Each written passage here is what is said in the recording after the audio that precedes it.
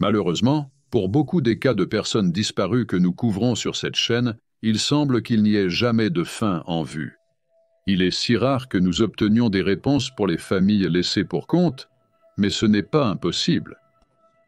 Des histoires de proches qui reviennent existent. Parfois, c'est pour le mieux, mais pour d'autres, ce n'est pas toujours plus facile quand ils rentrent enfin à la maison. Dans la vidéo d'aujourd'hui, nous allons explorer 3 cas de personnes qui ont disparu, puis réapparu plus tard. Stephen Kubacki. Stephen Kubacki a l'un des cas les plus bizarres de quelqu'un qui a disparu puis réapparu plus tard. En 1978, Stephen avait 23 ans et étudiait l'allemand dans une petite université chrétienne privée. Au moment de sa disparition, il n'était pas connu pour être contrarié, déprimé ou stressé par quoi que ce soit dans sa vie. C'était un jeune homme intelligent et capable qui avait tout ce qu'il voulait. Tout allait pour le mieux pour lui, y compris un emploi dans un journal qui l'attendait après son diplôme. Il n'avait pas de complications dans sa vie amoureuse et apparemment, son père avait l'intention de transférer sa maison à son fils. Le 20 février 1978, Stephen a disparu d'une zone du Michigan connue sous le nom de Triangle du lac Michigan. Le triangle a été associé à divers événements étranges au fil des ans, commençant en 1891, et pendant un court moment, on a pensé que le cas de Stephen était lié à ce mystère. Stephen avait prévu d'aller skier cet après-midi-là, mais il n'est jamais rentré à la maison. Un jour après son retour prévu, sa famille a informé les autorités que le jeune homme était porté disparu. Des équipes de recherche ont été rapidement dépêchées, et les autorités n'ont pas perdu de temps pour lancer une enquête. Les skis et les bâtons de Stephen ont été retrouvés sur la rive du lac Michigan, et des empreintes de pas ont été trouvées sur la glace menant vers le lac. Un groupe de snowboarders a découvert son sac à dos, qui contenait une facture de dentiste, leur permettant d'identifier à qui il appartenait. Pendant cette recherche pour le jeune homme de 23 ans, une équipe de secours a survolé la zone. Les empreintes qu'ils ont repérées semblèrent s'arrêter au bord de la glace, qui était intacte. Une recherche plus approfondie de la zone n'a révélé aucun autre indice. Il n'y avait aucun signe de Stephen pendant plus d'1 an. On supposait par les forces de l'ordre que le jeune homme était tombé et s'était noyé dans le lac. 1 mois après sa disparition en mars 1978, un ami de la famille a reçu des noms et des numéros d'un appelant non identifié à contacter en relation avec la disparition. Mais tous les numéros étaient déconnectés. La mère de Stephen a découvert plus tard que Stephen avait appelé à partir de l'un des numéros auparavant, 6 mois auparavant. Mais elle ne savait pas à qui ou à quoi le numéro appartenait. Alors que la police a retracé le numéro précédent, ils n'ont jamais été nommés publiquement et leur nom n'est jamais apparu lorsque les dossiers de police ont été examinés plus tard par des journalistes, suggérant que peut-être cette personne a finalement été exclue de l'enquête.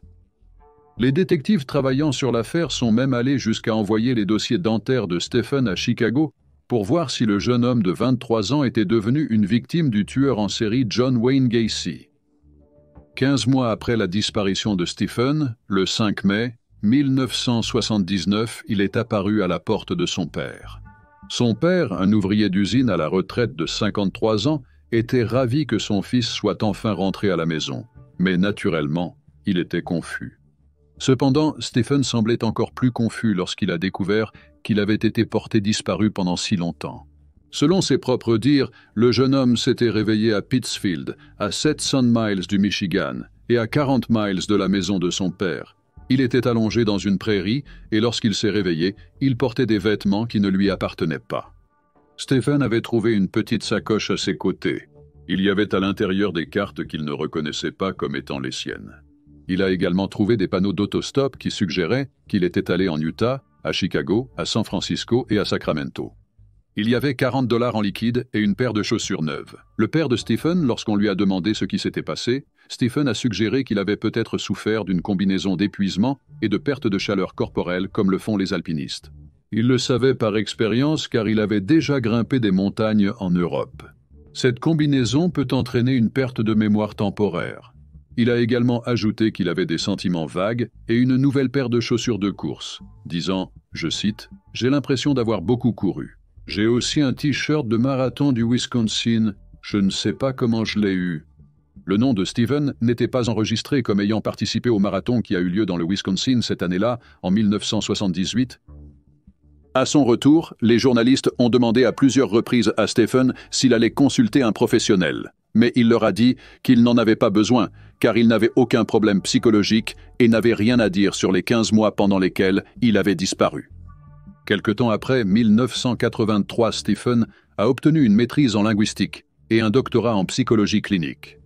Il n'a pas pris le travail de journaliste qu'il avait initialement prévu et avait reçu son diplôme de licence par contumace de Hope College l'année où il a disparu. Dans l'ensemble, Stephen Kubacki est une personne très accomplie, mais il ne s'étendra toujours pas sur les 15 mois pendant lesquels il a disparu. Même son ex-femme a refusé de donner aux journaux toute information qu'elle pourrait avoir. Sans réponse, bien sûr, les gens spéculent. Beaucoup se sont demandé si Stephen souffrait d'un état de fugue, qui est un trouble dissociatif et un trouble psychiatrique rare, caractérisé par une amnésie réversible pour l'identité personnelle, y compris des choses comme les souvenirs et les caractéristiques de l'individualité. Cela peut durer des jours, des mois, voire plus longtemps.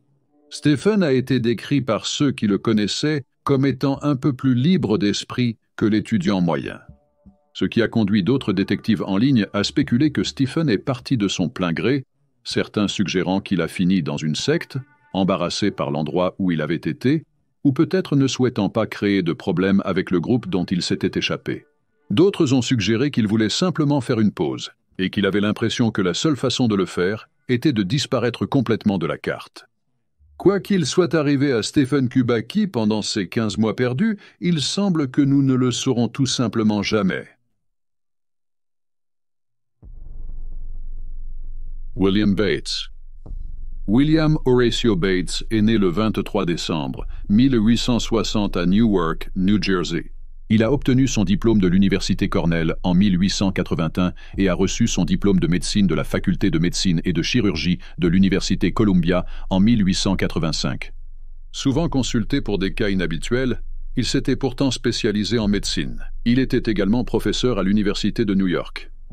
William était renommé dans son domaine pour son approche de la correction des troubles de la vision, qu'il basait sur des principes psychologiques inhabituels pour l'époque. Cela dit, le fait qu'il était renommé ne signifiait pas qu'il était vénéré par ses collègues professionnels, mais nous y reviendrons plus tard. Juste quelques heures avant la disparition de William le 30 août 1902, il a écrit une lettre précipitée à sa femme, Ada, qui était en dehors de la ville pour rendre visite à sa mère.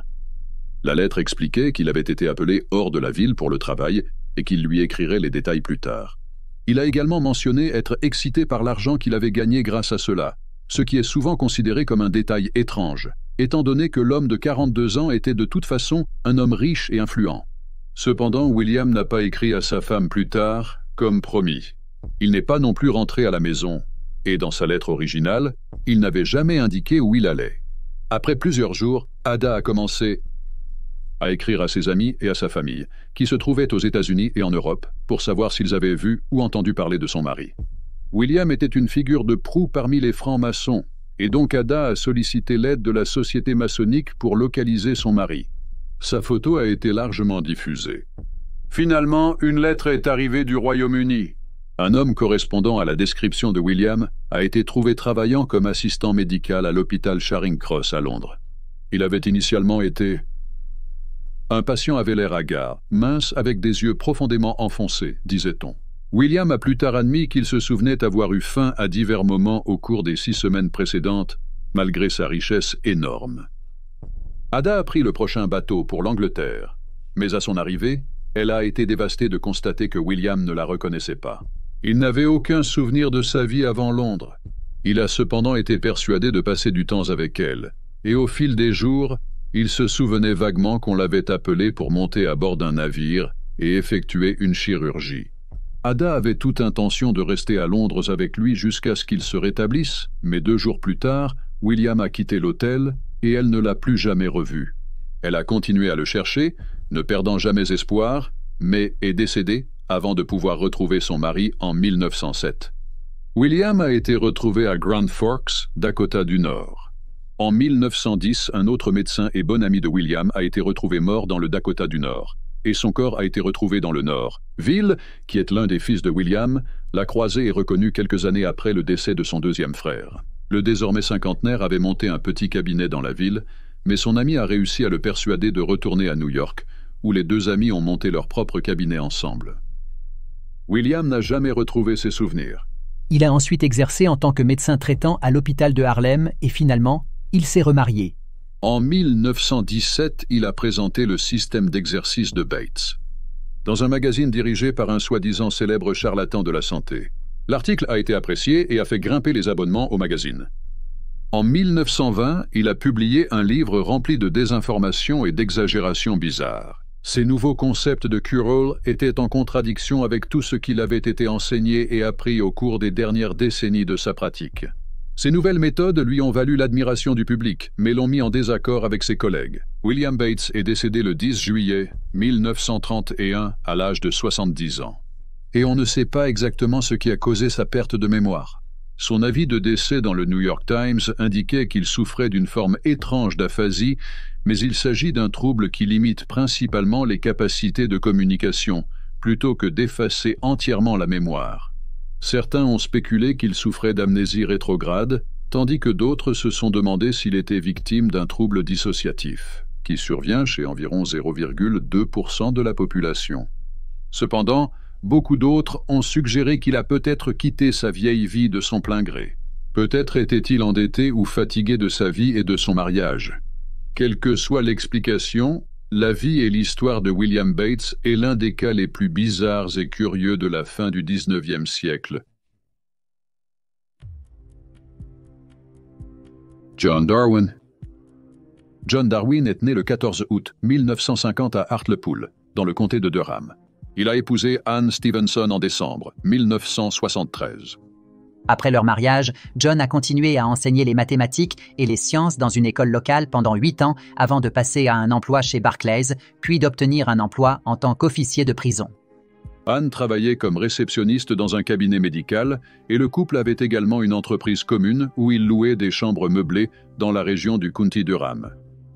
Cependant, les choses ont pris un tournant pour le pire pour le couple en 2000 lorsqu'ils se sont endettés après l'achat de 2 maisons. Ces achats ont accumulé des dizaines de milliers de livres de dettes. John a été vu pour la dernière fois en train de pagayer en mer dans son kayak le 21 mars 2002 dans une petite station balnéaire de la municipalité de Hartlepool. Après qu'il n'ait pas venu travailler ce jour-là, un rapport de personnes disparues a été déposé pour lui, et une recherche en mer à grande échelle a été lancée pour le disparu de 52 ans. 62 miles de côte ont été fouillés, mais n'ont révélé aucun signe de John à part sa pagaie à 2 bouts. Le lendemain, le 22 mars, son kayak a été récupéré. La mer avait été étonnamment calme au cours de la dernière journée, laissant les sauveteurs perplexes quant à la manière dont il aurait pu se retrouver en difficulté.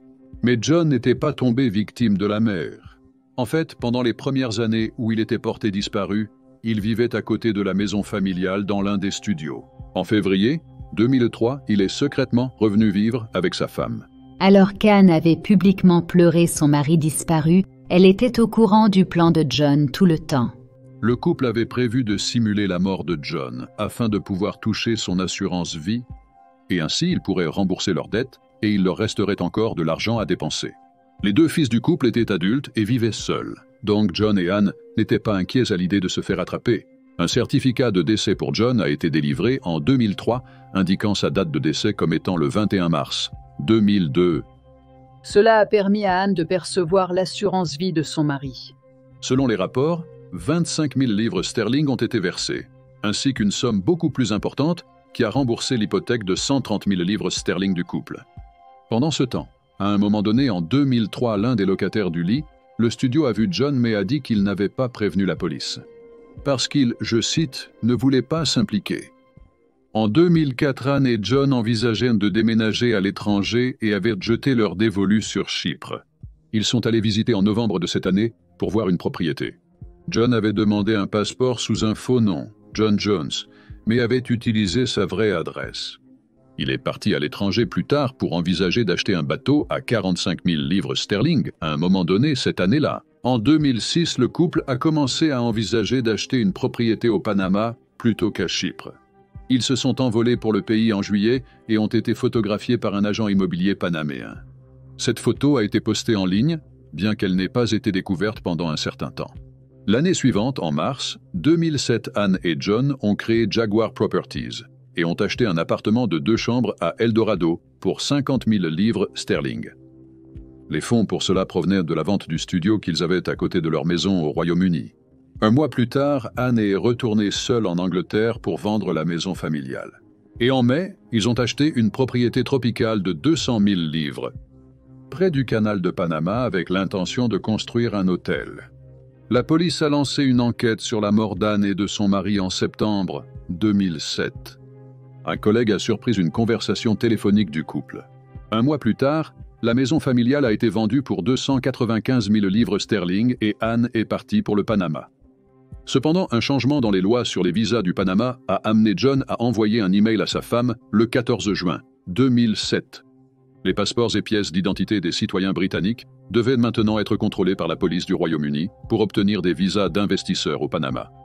John savait qu'avec autant de contrôle, sa fausse identité ne tiendrait jamais. Alors, à la place, il a élaboré un plan pour se rendre tout en feignant l'amnésie. Le 1er décembre 2007, John est entré dans le commissariat de West End Central à Londres, prétendant n'avoir aucun souvenir des 5 dernières années. Quand Anne a appris cette nouvelle, elle a fait semblant d'être choquée mais pleine de joie d'être enfin réunie avec son mari perdu depuis longtemps.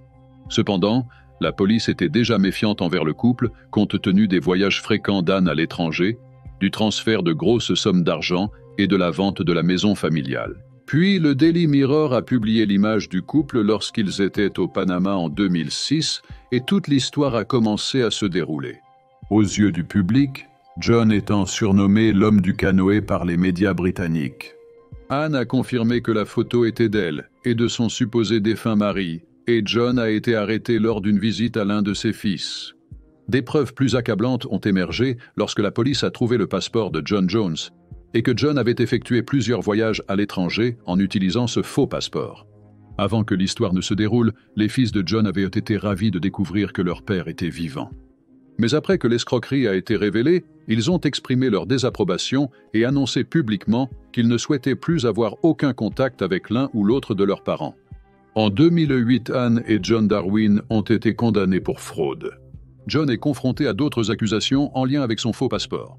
Au final, Anne a été condamnée à 6 ans et 6 mois, tandis que John a été condamné à 6 ans et 3 mois. Tous deux ont fait appel de ces peines et tous deux ont été rejetés. Le couple a été libéré sous probation en 2011 et tous leurs biens et actifs ont été saisis afin qu'ils puissent rembourser ce qu'ils devaient.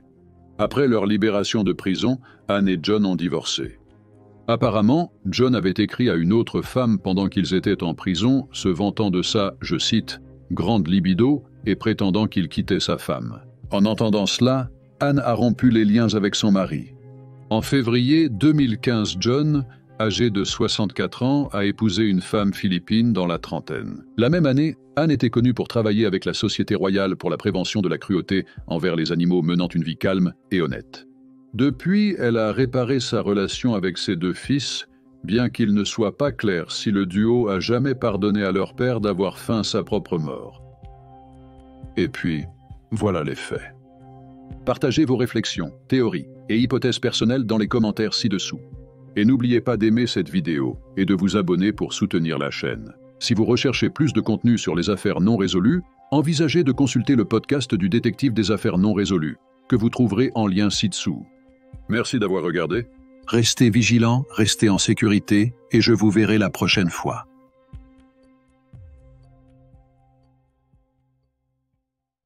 Sous-titres